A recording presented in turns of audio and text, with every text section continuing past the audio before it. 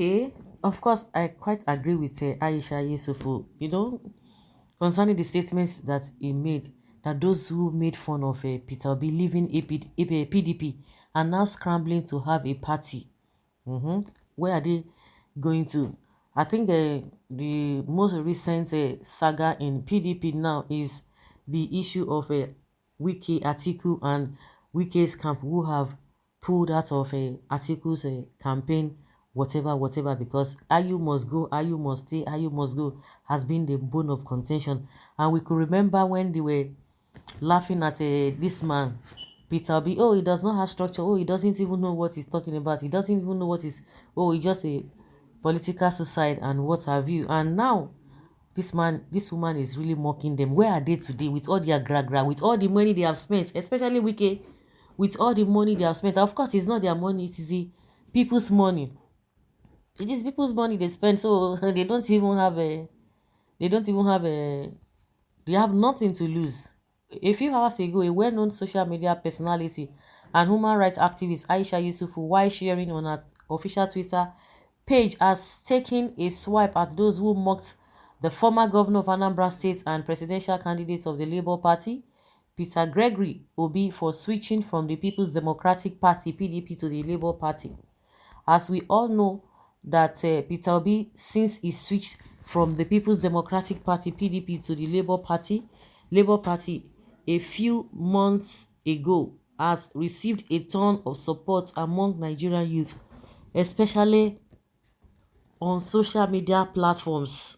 When they talk about youth, does it mean the so-called elders or elderly ones are not suffering, or they are not affected, or they have a different word entirely? It's baffling. Based on these notes, the founder of the Bring Back Our Girls movement, is he founder or co-founder?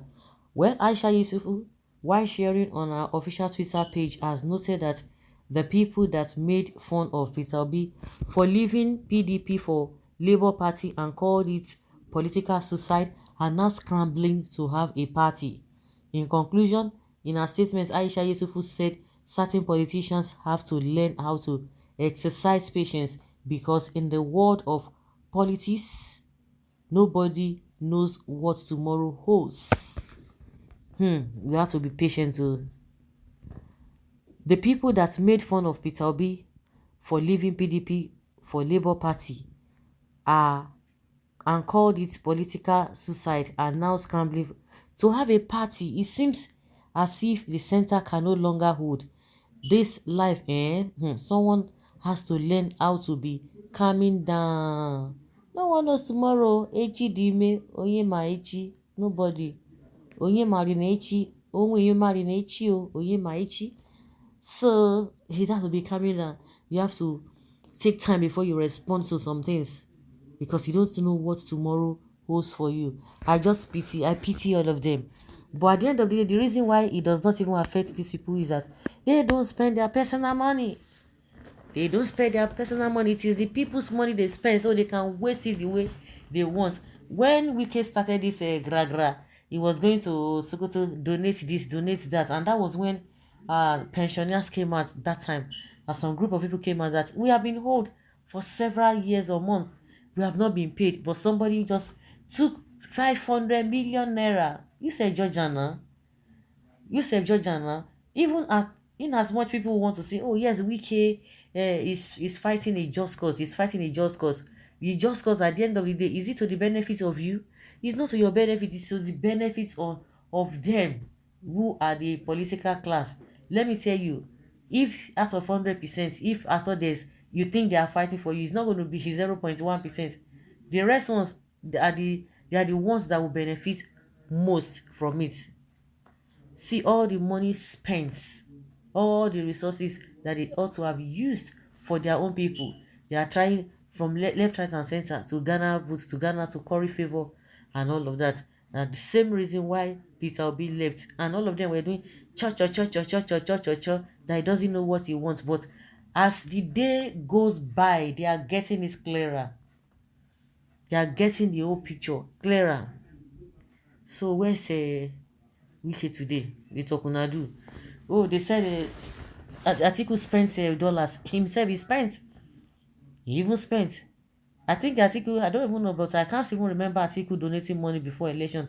But Wike started even donating money, and we know the reason why he was donating the money. The same person he went to his state to go and donate for is the same person that stabbed him behind. Stabbed me behind. All of them are now still running. Tika, tika, tika, tika, tika, tika, tika. Ah, you must go, ah, you must stay. This must happen. The juicy position must be our portion. At the end of the day, it's all about them. All this running tika tika, it's just for them. Oh, if you believe them, at your own peril, at your own peril, if you believe these people at your own expense, you just understand that because they are not there for you, they are not whatever. See the way to Wiki has been going, APC, Tinubu, all those governors coming to the states. It's not because of you. If you are still believing that that means something is really wrong with you. If you think that a majority of these politicians are running tika because of you, just forget about it. Just forget about it.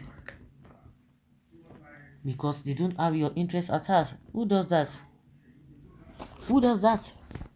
So all of them now who are in Wike's camp now, they are scampering for what I don't even understand. I think okay, it is this Afegbua. He said he will do everything to support another party, to just to hurt Wike, to hurt Atiku. He wants to do everything as if he's talking, is talking or is saying whatever he's saying because of to the benefits of the Nigerian people. It's a lie. Nothing of such. Nothing of such.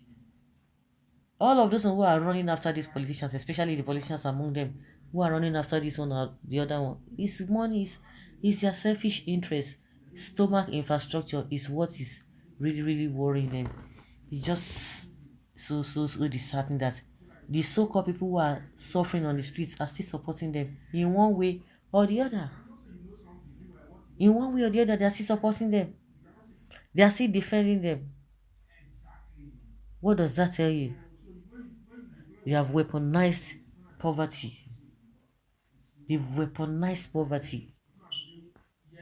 It's just really, really unfortunate. So I quite understand, agree with what Aisha Buhari is saying. Nobody envisaged that this acceptance that this man garnered, that he could, they didn't believe.